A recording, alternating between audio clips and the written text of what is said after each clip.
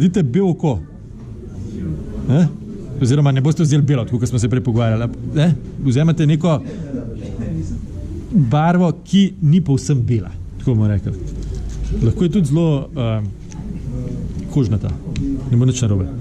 Se pravi, zdaj imate eno potezo zgornjo, mogoče bi lažje tako, da potem pa, zdaj ko imate samo še eno črto potegnete in to je tudi spodnjo. Ta spodnjo pa potegnete z bolj roza barvo. Zato, ker se na te spodnji veki odbija svetloba. Ne? Se pravi, boste neko roza barvo vzeli in to črto potegnili. Preden to črto potegnete, je pa pametno, da naredite še zenico. Ne? Ker imate potem mir, točno to. Ne? In zenico ne naredite takole. Ne? Ker če pogledate katero koli oko, je 90% teme, oziroma zenice, pa 20% na vsaki strani mogoče, je te beločnice, ki jo vidimo. Ne?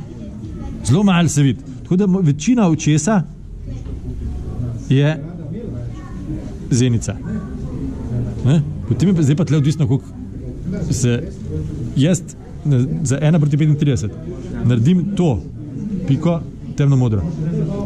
V to temno modro piko dam svetlo modro piko. Brez kakršnega kolbendarja. Na sredino tega dam svetlo modro in potem črno zenico na žodr. Se pravi, tri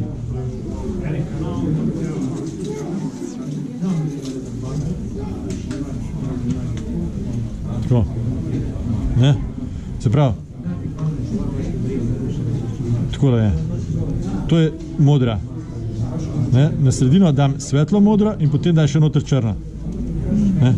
Tako da. Nekako. Ker vse skupaj izgleda. To zato, da svetlo modro pa temno modro nastane ta kontrast, ki daje vtis, da je to neka sfera oziroma krogla. Ne? Da je to. Potem pa, to je pa zdaj, ki že malo vadite, ne? Isto veliko, ko ste naredili tole črno piko. Lahko naredite v temle vogalu gor še belo pikco. Ta bela pikca naredi vse in to pa zgleda oko kot oko, ne?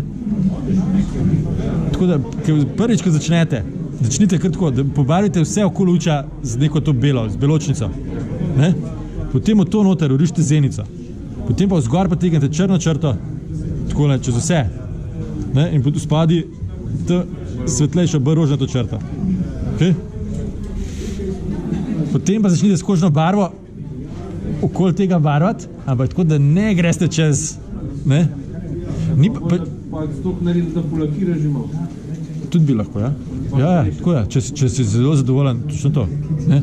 Je pri teh akrilih še to, koliko debel čopič ne rabite izredno fin čopič za delati zenice.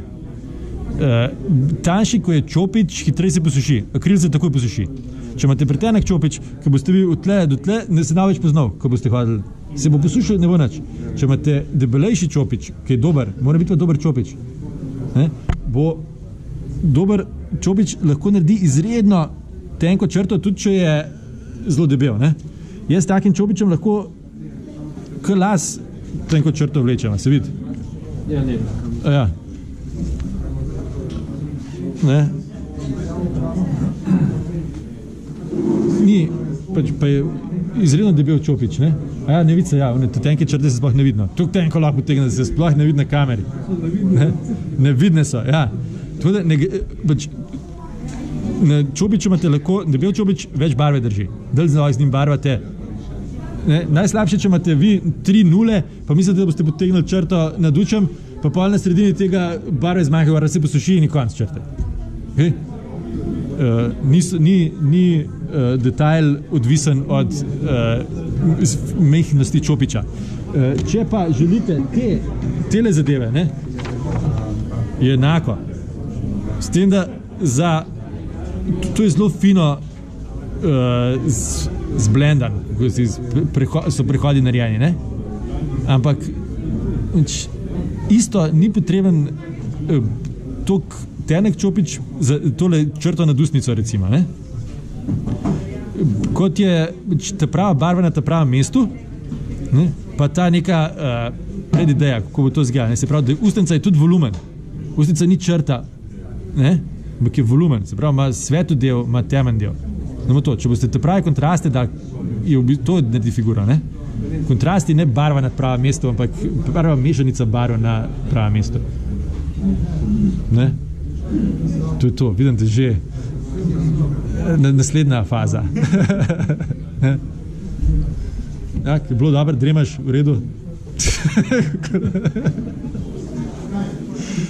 Še kaj? Da bo zdaj še kolega razložil, ne? Mene zanima, recimo, kjer je čopiče priporočaš, kjer je številke. Se to,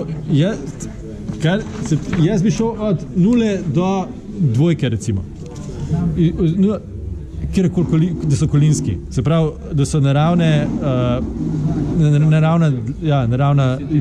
ne sintetika. Za fino dela, ne? A pa treba ti pravilno politi konice? Ne, bog ne dej, to je fora. To je fora, da to so naravne dlake, ne, in so špičaste. Če prerežete, je konc. Ko se enkrat razcveti, ko se enkrat čopič razcveti, se pravi, ko je tole, ne, recimo, se vidi to? Nič se ne vidi. To je čopič, ki z njim ni nič več za barvati. To je za teren barvati ali pa za svinarijo nanašati. Ne? Ko enkrat čopič ne naredi več lepe špičke, ali pa če vidite, včasih se tudi pri dobrih čopičih zgodi, da je ena dlaka daljša. Tista dlaka bo skozi motila, ti morate stran drezati, ostalo pa nič. Ja. Tako da čopič je iz naravnih vlaken,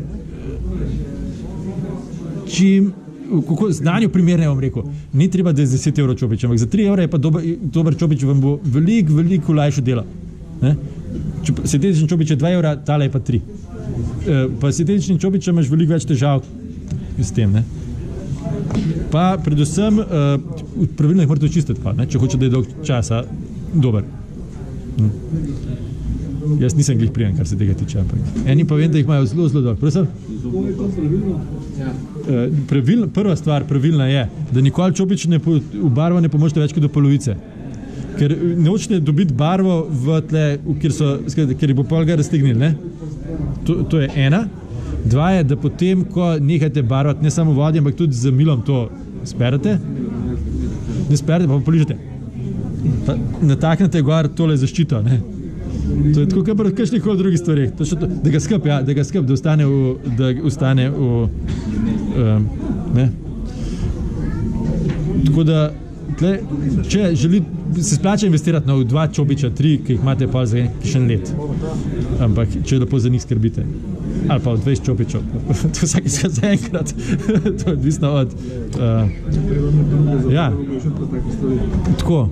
Ja, za barvo mešati pa za take stvari ima druge, ja. To je za fino barvanje, imate pač en set... Slabše, ja, tako ja, točno to, ne. Da imaš tistih, da so tako. Točno to, ne. Sem rekel, barve, če so zelo limane ste, pa že vse malo stare, je tudi boš zamenjati. Da se pa tudi z ostanki kaj pobarvati. Ampak ne bo pa toliko užitka v tem, pa ne boste toliko zadovoljni sami sabo. To je, ne? Ste zadovoljni sami sabo, pa vidite, da napredujete. To je pa kombinacija tega, da vam meni malo pove, kaj treba narediti, pa predvsem, da trenirate. Lahko pogledate 1001 YouTube video, kako se fino barva, če ne primate zadeve v roke na noč. To je ne. Ja, lej, povej, treba končati, bom končal, vse vidim, da je... Ne vem, če ni bilo več kot pol ure, bine. Ne, kaj gor govori, veš, toče. Ne, da ste bilo. Lej, da ste bilo. Še kakšno vprašanje, kar se tiče Luka? To pa vam povedal. Jaz grem iz črne. Včasih sem šel iz bele, pa sem ugotovil, da je iz bela težko, pa če kje pozabiš, kje v spadi, pa je belo, je grdo. Če pa je črno, je pa super, ker se ne vidi. Sam zaradi tega.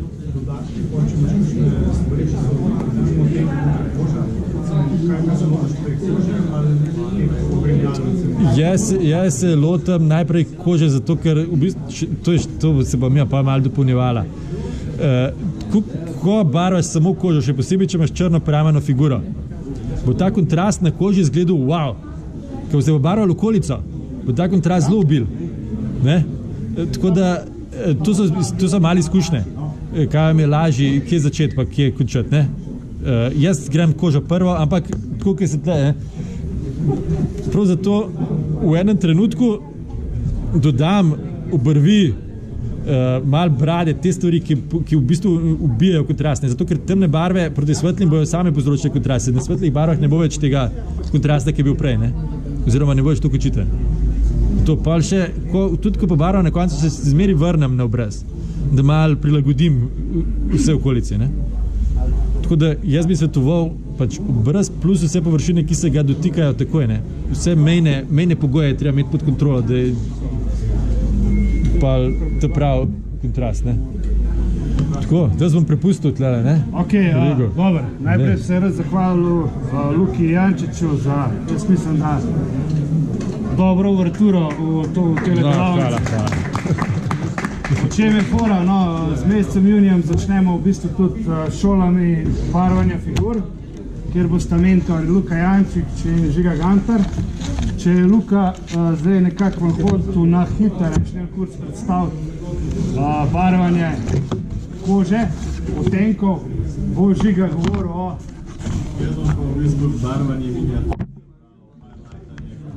svetljenje, kontrast, temnenje, primer, to je to. No. Tako da bi prosil, hvala Luka. Mi zamenjamo na hiter.